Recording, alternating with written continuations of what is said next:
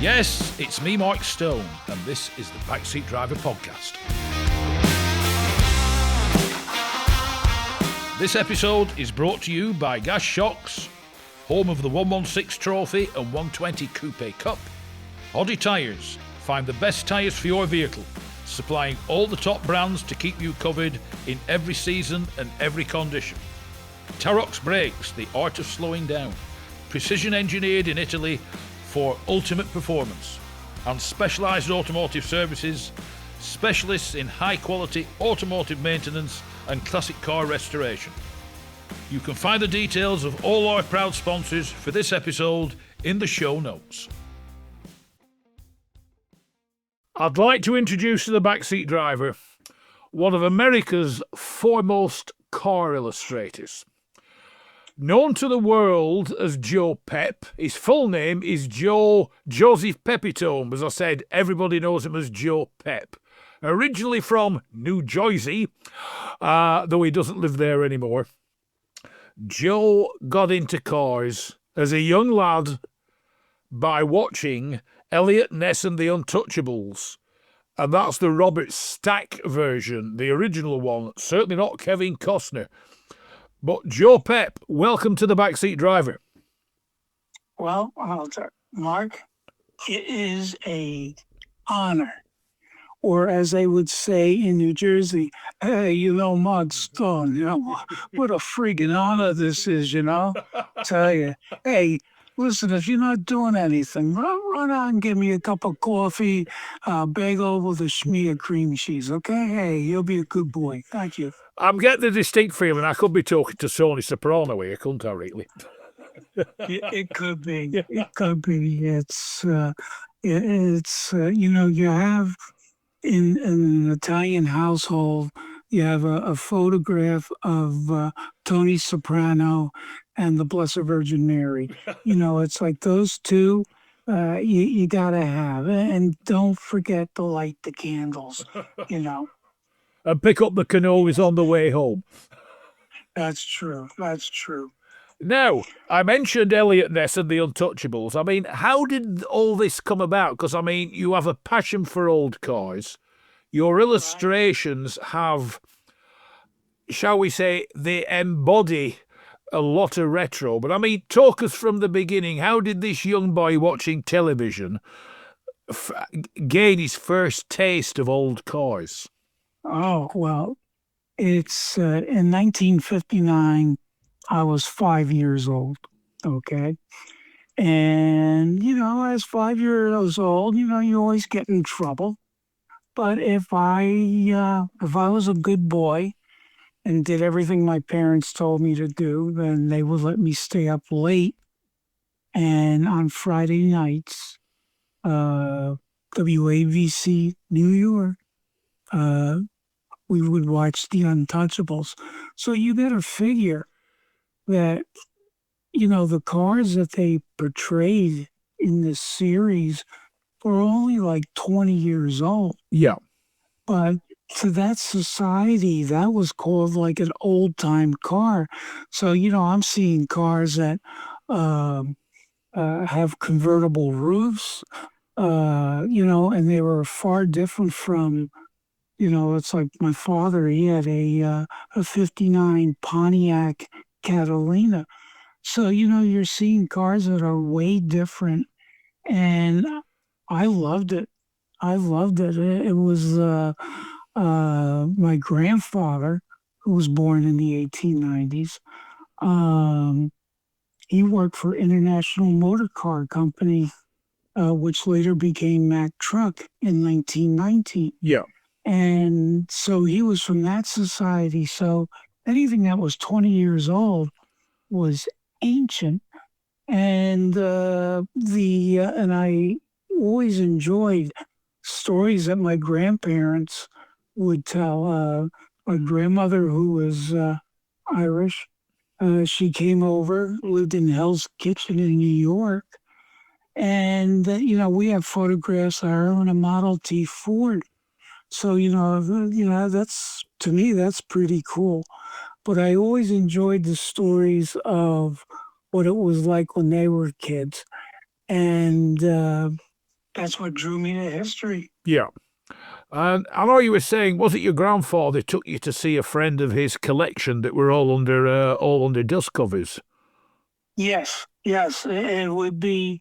His name was Elmer. Talk about an old time name, and the he would we would go visit friends of his, and one guy had like a bunch of old Buicks, and they had the big bubble fenders. And I mean, to me as a kid, this was great. And I remember the one guy saying, he goes, "Yeah, like a gangster car." Da, da, da, da, da, da, da. So stuff like this really stuck to my mind.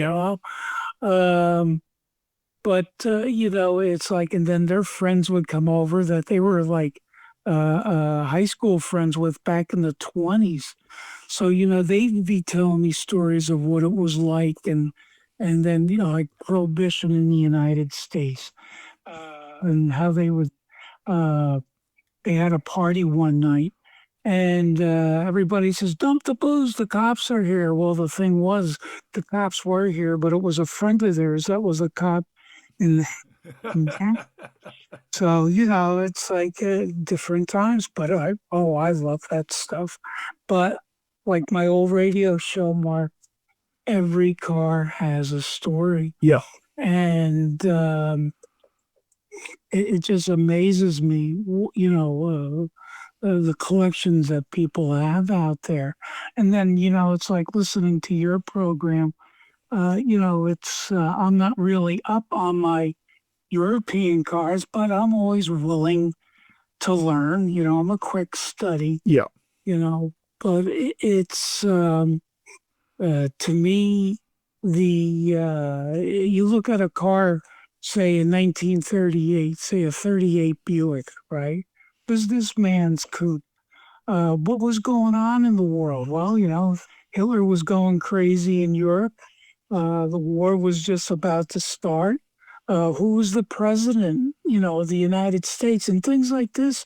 It's like every car has a story. And then the people that bought the cars. Yeah. Who was the first to buy that car? But Mark, your father, what was his first car? The first car I can remember my father owning was a Morris Oxford. Which that model continued for many years after it ceased production in England as the Hindustani over in India. It was basically a kickback to the 1950s. But the one thing I always know about our European cars, or a lot of European cars in that era, they have nowhere near the style, they have nowhere near the size of American cars.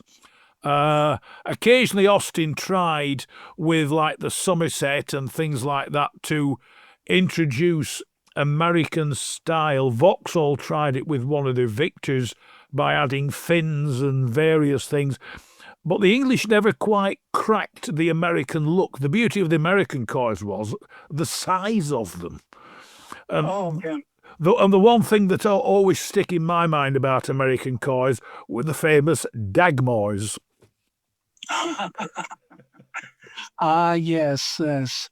A famous singer who sang with Frank Sinatra, Dagmar. Yeah. And then to be named after that particular part of the bumper, But I mean, style. I mean, you look at, and I always tell people, like we have here in the United States, we have a cars and coffee, and any type of car can come in, and from an ancient car to the tuner cars, and it's you have these people that have like the 54 Coupe de Ville Cadillac. Yeah. Talk about big Dagmars, but then you have like a Ford Thunderbird who had tiny Dagmars. Yeah. So I guess automobiles imitates life. I guess maybe, who knows. I mean, the one thing I've always known, especially that era, the American manufacturers, used to change their design and style every couple of years because it seemed to have been inbuilt into the Americans that you change your car every 2 years. You must keep up with the latest style, the latest design. Sure. And you know what, Mark? The commercials. What I can remember as a kid in the mid '60s was 5 years or 50,000 miles. Yeah. And now it's like tripled the amount of miles people go. Yeah. But back then, that's the way it was. You didn't work far away from home. There was no such thing as working at home and collecting a paycheck. I mean, that was a dream. Yeah. When I was art director for Archie comic books for 20 years, I had to report to an office. Whereas now, if I wanted to produce a comic book, I have all the right people to go to, and they're all over the United States. Yeah. And, it's like as long as you have the timetables, and everybody has to be on schedule. It's almost like a train, Yeah. But you can have that done anywhere. There's no need to go to an office. So you got to look at how things were. I mean, if you looked at a car that was produced in 1942, that was the last year that they were producing automobiles here in the United States because of the war. Yeah. And if you can get a hold of a car that was made from January of '42, it's worth a lot of money. Really? But I mean, like General Motors, Ford, and they're producing tanks and planes and bombers and everything.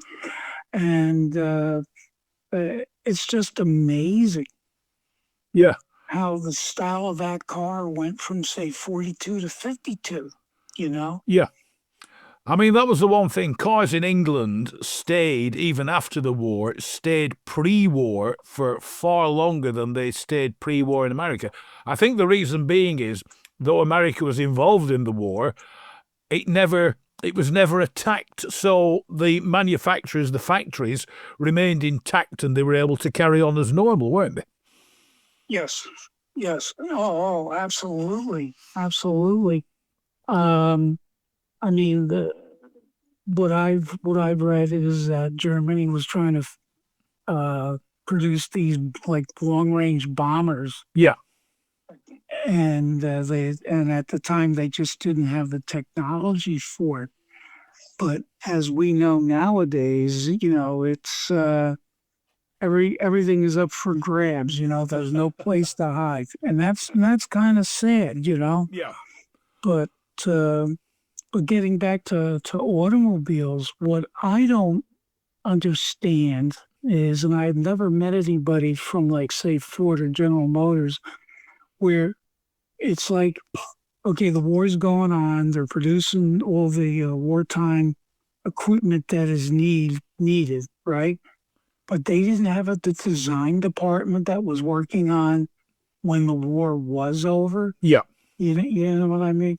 It's because I was told that a 1946 was really a 1943 model. Okay. So, it's like, and there wasn't really much difference until you got into, say, 47 and things like that. Yeah. But, as a magazine illustrator, you meet all these interesting people at the car shows, and especially the concourse events, Yeah.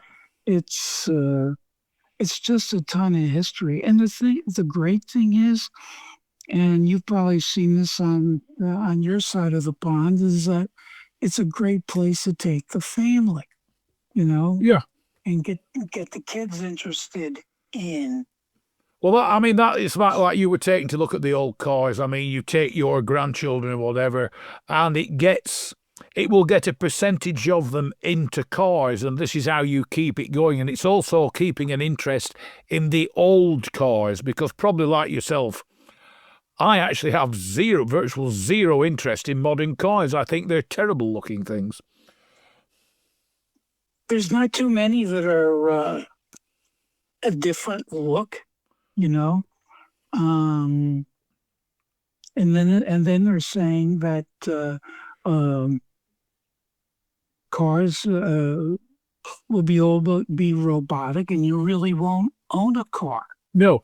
It'll just show up, and I'm like, well, that takes the freedom of driving away, But stay tuned, folks. It's like you don't know what the heck's going to be happening in the future. Now, when did you discover you could draw? I mean, the one thing I cannot do, my father was a designer, Yes. and the best I can do is a box. That's roughly about it. When did you discover you could actually put pencil to paper and draw what you wanted? Well, I always had a fascination with World War I airplanes. Yeah. Okay. So, I'd see something in a magazine and I would try to copy it. My mother would, if it was like one of those rainy days, rainy weekends or rainy summers, she would get a brown shopping bag. She would always hold on to the crayons because I would lose them or just and and then you just draw it. And then I was hooked on to Matchbox cars. Oh yeah. Which, at that time were made in your country. And what I would do is my father would get these like T-shirts, and in the T-shirt pack would be a white piece of cardboard. Yeah. And I would save them, and I would draw like a bird's eye view, and I would put in streets, and I'd put in like music, draw buildings. Yeah. That you could see the front, and you just pull these cards together.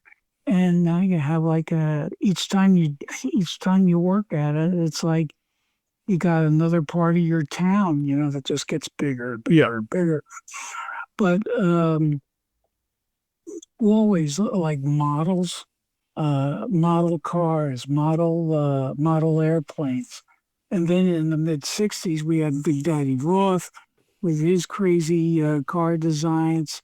And that was the big thing, like in 1964, 65.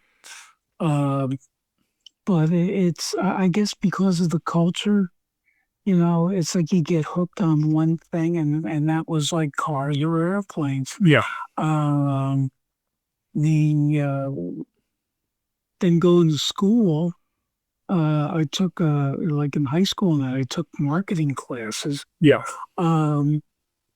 And then from there, I was a forklift driver, and I was going to night school for graphic arts. Yeah. So I did that for 2 years, and then I went full time, got on the dean's honored list and things like that. And I was the first in my family to go to school. It's my parents were from the Depression, so yeah. You had that money to go to college, whereas everything was changed. Yeah. But I graduated in 1977, and I started at the bottom, and doing supermarket flyers and all this, and that's graphic arts. Yeah. Which is totally different thing. But it's to me with my kids, I go, you got to do what makes you happy in life. Yeah. It's like if you can't stand your job, you got to get the heck out of it. Yeah. And you do. You really do. Or you can't be going to work with a pit in your stomach that, something that you really hate. But I'll tell you, this is my 52nd year in advertising and publishing. I keep active by doing private commission illustrations, magazine illustrations. Yeah. But I'll tell you what I really enjoyed was when I had an opportunity to have a radio show, Yes. and that was like, wow, this is really great. And so it was called Every Car Had a Story, and we were on for 81 shows. In fact, I was on one of them. Yes, you were. You were on that, and we had so many people calling in because you were on that you basically shut down the AT&T computer network in the United States. But regrettably, all good things come to an end, and Yes. you haven't got one. I mean, is there a chance of you doing another radio show or a podcast? It's like I just turned 71, and I love to be active. Yeah. And it makes it's good brain exercise. But what I found out was that the amount of work, I was working 7 days a week on the show, producing a website, getting guests. It was called Every Car Has a Story with Joe Pep and Dusty. Now, Dusty was a guy that fantastic. He knew his like things with the engine and the car and the workings of it, whereas I concentrated more on the art end, the design end, the history end. Yeah. And we had an hour show, and I had a fantastic time. In the beginning, I was scared out of my mind. It was like going down a hill with a wagon with no brakes, But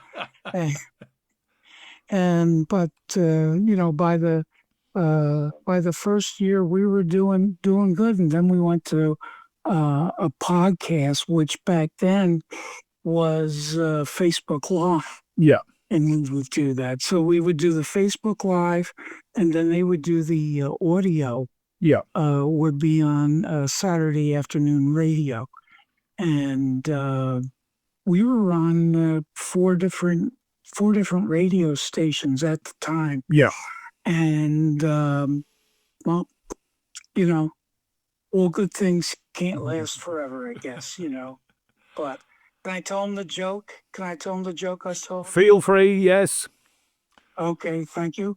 So here in North Carolina, you're talking very, very Christian. Yeah. And the further south you go, it gets even more. So the radio station, we were ready to sign a contract for 2019. And the president of the station says, Joe, he says, I got some news to tell you. And it's like, okay, here we go. Well, come to find out, a Christian radio station bought the radio station, but they didn't renew our contract. So I said to the president of the network, I said, well, I guess God doesn't like classic cars. So, which is kind of bold. Yeah. For, as they would call me, a damn Yankee living down south. Do you know the difference between, Mark, a Yankee and a damn Yankee? No, go on. Okay, thank you. So a Yankee comes down south for vacation, okay? Yeah. And then within a week they go home. A damn Yankee, I'm a damn Yankee, comes down south and we live there. So we don't go home any. Hey, it's like after 60 years of cold winters and snowstorms, it's like, I got enough of this stuff. Now, one thing, looking on your Instagram and Facebook and everything else, your illustrations of cars are incredibly distinctive, really distinctive. They embody a lot of colour, a lot of Yes. very striking designs of older cars, a lot of what I will call retro. How did you latch on to all this? How did you develop this style? Well, it's I would always go for reference. Uh, I always like the illustrators from General Motors, Yeah. and because uh, now here's a quiz for you. Do you know why they had illustrations of, say, automobiles, products you would buy in a catalog instead of a photograph? Do you know why? I know a lot of the illustrations exaggerated things, and it happened in England as well. But a lot of the cars, you look at them, and a lot of the gadgets and such like were exaggerated in an illustration. A little bit, yeah. Well, the reason why is that technology at that time, and this is coming from a very old school printer. He says the reason why they used illustrations is that the printers knew how to make the colors pop off the page. Yeah. Where at that time, a photograph was flat. And I've seen color photographs of cars where they sprayed something on the bumpers to make it foggy because they just didn't have the technology. Yeah. And then things got better in the late 50s.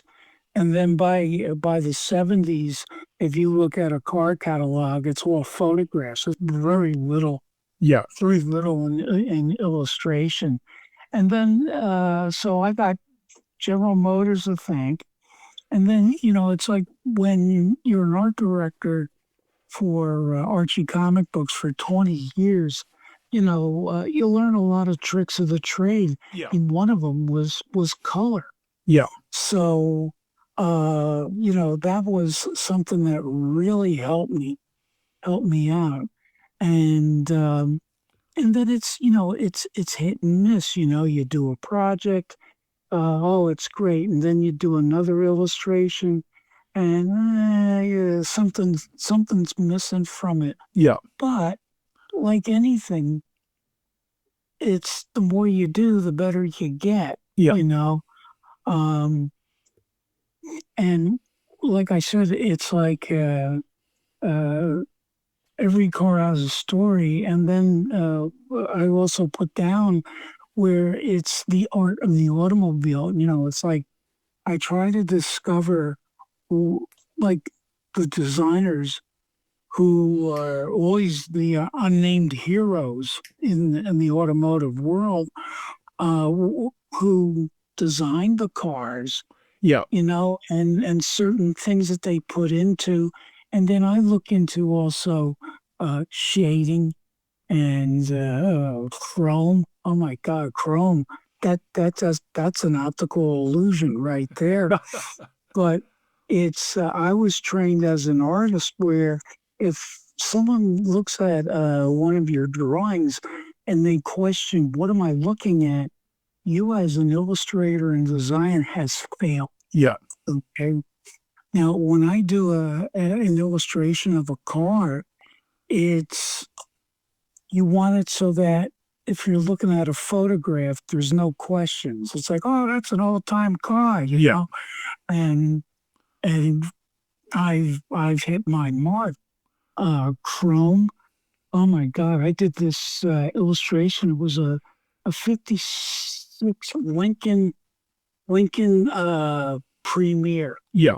and this car has so much chrome and so much reflections that it's. I'll look at that section of the car while I'm drawing other parts, where it's like, okay, how am I going to produce this? Yeah. And illustrate it, but the thing is that when, as an illustrator and designer, and you're doing, say, a private commission, it's all my work comes in on budget. Yeah. Because that's the way I was trained.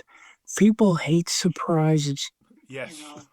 Um, if I do a project and it's like, okay, you want an illustration of your car. Do you want your home in the background? Do you want your family in the back? And these are all these 10 questions. Yeah. And 9 times out of 10, people are saying, well, just give me, I want the car, and if you could do a close up of the car. And to me, that's where the art of the automobile comes in. Yeah. Any type of automobile, but it's something where I enjoy doing it. There's no proofreading. Yeah. Yes, I have to admit, that was my Achilles heel, proofreading. It's like, yes, you look at a word and it's like, yes, that's it. And then it's like, no. And then the proofreader comes around and then you got your revision work that you have to do. Yeah. But to a car illustration, to me, I was trained where you do the job right the first time. Yeah. You don't have to go back and do it a second time. And as a illustrator and designer, that's how you lose money. Yeah. But it's something I enjoy, and the work I've gotten,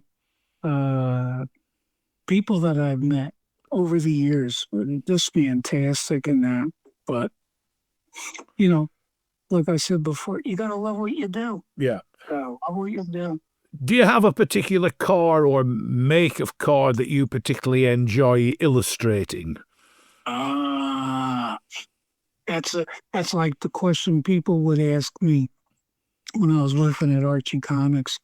Well, who do you like more, Betty or Veronica? Yeah. So my response was, it depends on my mood, There's days where I love seeing the old time race cars from the turn of the century.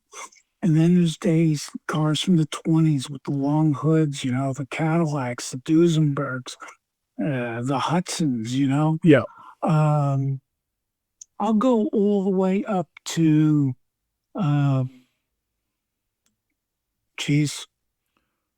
late 60s. Yeah. And after that, it's like designs of the cars. I don't know. They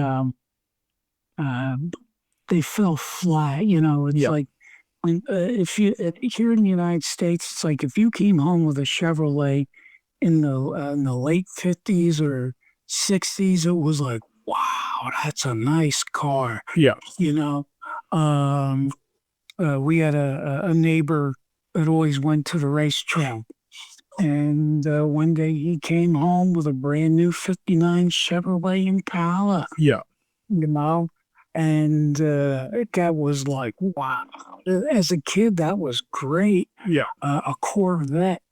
Oh my God, when Corvettes were coming out with the split window in the back, that was like every kid's dream. Yeah. And then I was very fortunate. My father took me to the 1964-65 New York World's Fair, and you would see, this is the first time I saw a concept car, and it was at General Motors. Yeah. So you're thinking as a kid, wow, I may be driving something like this. But to answer your question, this week I like cars from the 20s. Yeah. I really do. The one car that I think is like Art Deco on steroids was the Delahaye's. Oh yeah. Oh my God! What a beautiful car! And first time I ever saw a photograph of one, I thought it was a very large car. Yeah. But it was like, Mark, correct me if I'm wrong, but these cars were like as big as a Corvette. What'd you say? Some were, some weren't. Some of them did achieve what you might call American proportions, especially some of the Delage and Delahaye and Alfa Romeos bodied by Satucci and people like that. They were huge cars. Yeah. Well, the huge cars now, you see them at places like Retromobile in Paris, and it's easy to understand why now nobody ever drives them anywhere. They just go on show because they are big, they're unique, and I don't know what would happen if they got damaged. So they're just basically an ornament with four wheels attached. But some of them were huge cars.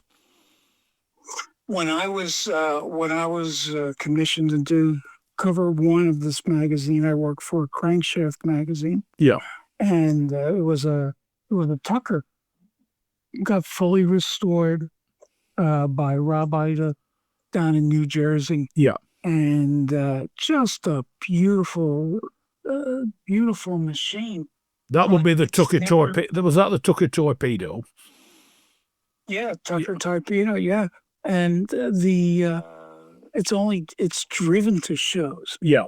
In a trailer, because they're afraid that it's like being out on the open road and that thing gets damaged. Yeah. You're talking a lot of bread, Fred, but, it's like when I was a kid, my father always told me about the Tuckers. And he says, this car has 3 headlights. Well, you say 3 headlights to a kid that likes cars. Is like, to me, it's like, wow, this thing must be great looking, But I mean, one car I did drive quite a good few years ago, that not a Tucker torpedo, but I remember the one thing that stuck in my mind, the two things, was the automatic gear selectors were in the middle of the steering wheel, and the huge horseshoe-style grille was the Edsel, which, of course, was a Ford ultimately. Sure.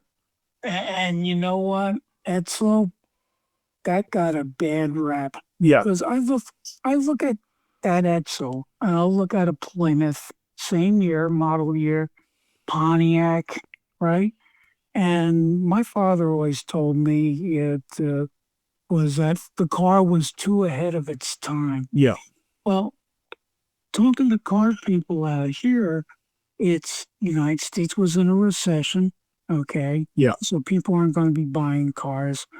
And what was happening was, and this is what I don't understand, it's like at Ford at that time, let's say they had like 5 different types of automobiles out there. One was the Excel and one was the Fairlane. But what they would do is they wouldn't produce, like, say, Edsels on a Tuesday. Yeah. And then the line gets switched over for a Fairlane on a Wednesday. They did it like all the cars were like, what I heard, were all jumbled up. Yeah. And a lot of dealerships were refusing when they would get a delivery because the bumper and different parts of the car were in the trunk. So Ford was relying on the dealerships to put the car together. And the dealerships were saying, listen, no, we're buying this car and we want it complete. We don't want to be doing anything, So that's the story I heard with Edsel. Yeah. I've noticed things like with like say a Chevrolet. Now back then, everybody had these wraparound windows. Yeah. Okay. So like in the corner of the wraparound of the windshield, like on a Chevy, it was clear. But with the Fords, what I noticed was that part where the windshield bends, okay? Yeah. It was like all distorted. Yeah. So it's like, to me, everybody in our neighborhood, Dad had a 59 Pontiac. We had neighbors that had a 59 Impala. We had 65 Impalas.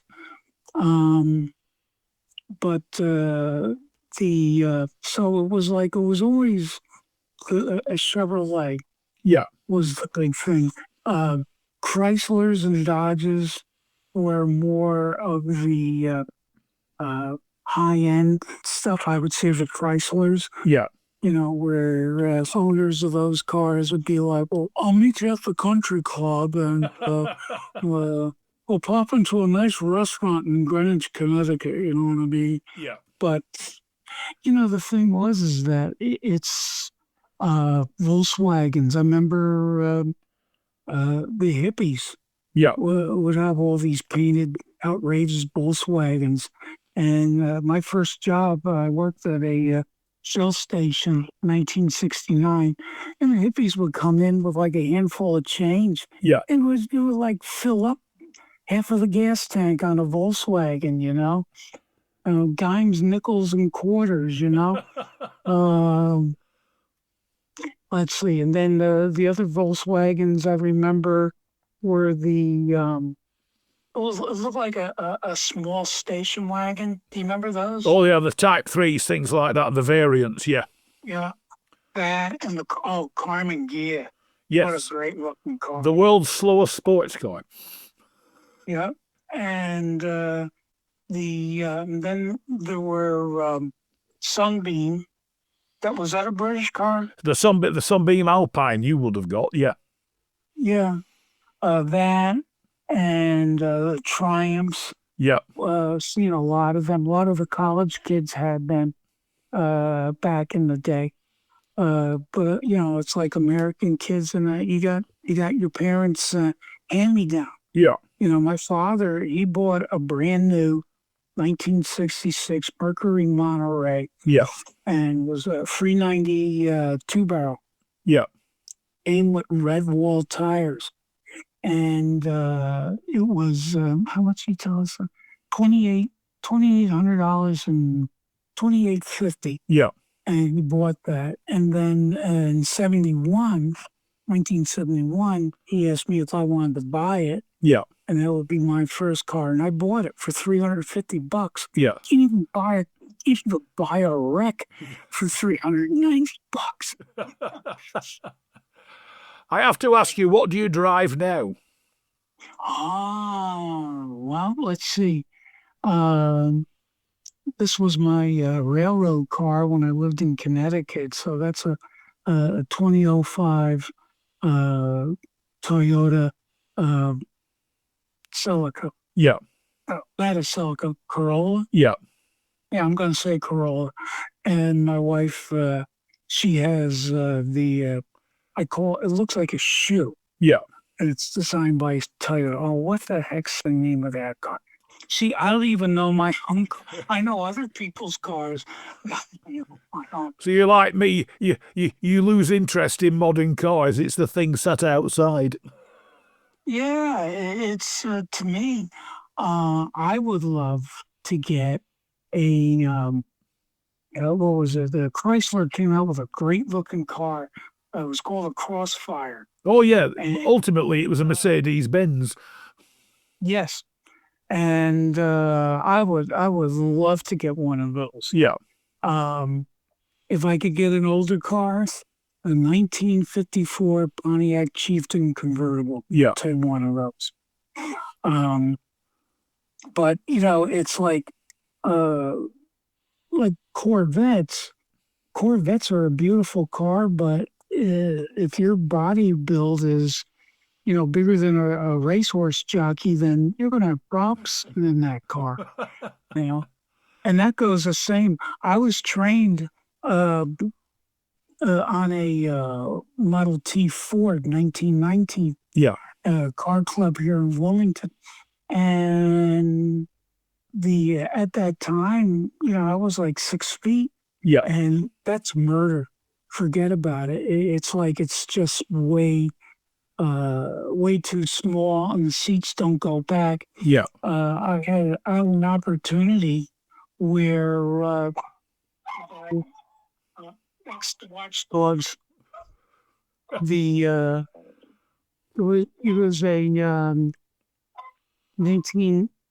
was a 28 Ford pickup truck convertible. Yeah. Wow. Mark, here you got a convertible. Yeah. And a pickup truck, right? And my wife, Dawn, says to me, it's like, Joe, can you fit in that thing? And so a couple car shows later, I spot one, but it was a hardtop. And I told the guy I was thinking about buying one. Yeah. And I couldn't fit in it. the seats, the seats were like bolted, Yeah. so you couldn't bring it back. And so you would have to be as big as like a horse jockey to drive. And the Model A's, they got a little bit bigger. Yeah. But cars from the 40s on up, no problem driving. But the cars that our grandparents drove, you had to be a tiny guy, Yeah. or maybe an Englishman to drive it. So you were never tempted by the famous Ford Mustangs? Well, I'm glad you asked that question. In 1974, okay, I bought a brand new Ford Mustang II. Yeah. Fully loaded, 3275. Traditional Mustang guys Yeah. hated that car. Yeah. It was like the black sheep of the Ford family. Yeah. But Mark, hey, the girls liked it. So, if the girls liked it, why? And I was single at the time. Yeah. But it was like 3275 fully loaded rack and pinion steering. Yeah. Which meant like driving a car that had no power steering. Yeah. It was a nice little car. You couldn't fit a lot of people in there, but I love the '66 Mustang. Yeah. The Cobra. Oh my God! And then when Dad took me to the New York World's Fair, they had just released the 1964-65 Mustang. Yeah. And it was out on display. You could not get close to the car because everybody wanted to see this. It was people were different back then, whereas today, I always found out that World's Fairs aren't successful because news of something or new technology comes out so quick. Yeah. That you can't have these anymore. But yeah, when that car was out, and they had that car on display, you could not get close enough to it. It was a nice little car. And I think now you can probably get one fully restored, like a '64. Yeah. What, $24,000? Yeah. US. But now now the new ones, it's like, oh my God, they look like rocket ships coming out, Yeah. But I think they're a nice car. I like them, and I know I'm going to make enemies with the GM family, but the Camaros, Yeah. I don't know. I've always liked the Mustangs. Yeah. So, but And of course, the one. what was the favorite car when you were a kid?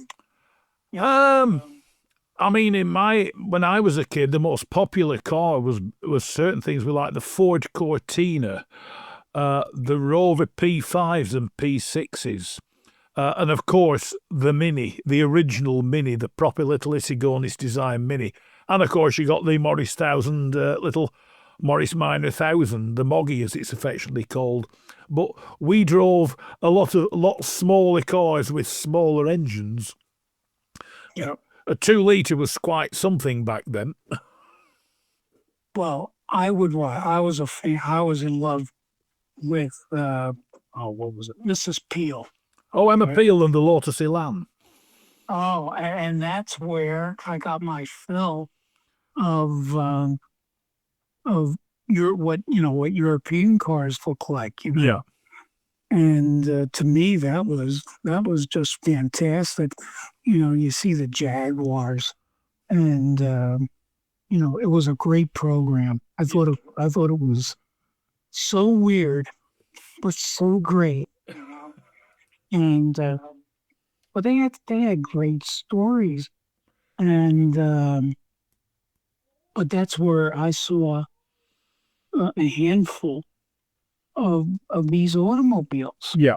From Europe and that, and they didn't have the magazines back then. Yeah. Like they do now. Now, I mean, you can get a you didn't get a magazine anywhere in part of the world, or see it on the internet. Yeah. But yeah, it's like British television. Oh my God, it was great. It was they would show it on Channel 13, and it always came in fuzzy and snowy. See, this is something kids nowadays don't know what we're talking about. Everybody had a television antenna on their chimney, Yeah. and Channel 13 always had these like crazy British shows, and of course one was Monty Python. Yeah. And but it was great to watch, good stuff. Joe Pep, it's been an absolute pleasure chatting to you on the Backseat Driver. Thanks very much for joining me. I mean, if somebody wants to go and find your work, you're on Facebook, you're on Instagram. I mean, the images you draw and the posters you draw are fantastic, and long may you keep churning them out, I hope. Well, yes. Oh, wait. Hey, listen, as long as I have a heartbeat and someone wants to tell a story of a car, I would love to hear stories from your countrymen as to, it's like what was their first car, and then I think it'd be very entertaining. And of course, too, the automobiles, that were out at the turn of the century, ones I've never even heard of before. Yeah. I enjoyed looking at these advertisements and that. But hey, if any of your listeners would like to have an illustration done, it can be done. So, but thank you so much, Mark, for your time. I had a great old time. But once again, Joe Pep, one of America's greatest car illustrators. Thanks so much for joining me on the Backseat Driver. Thank you, sir. Appreciate it. Everybody, stay well. Take care.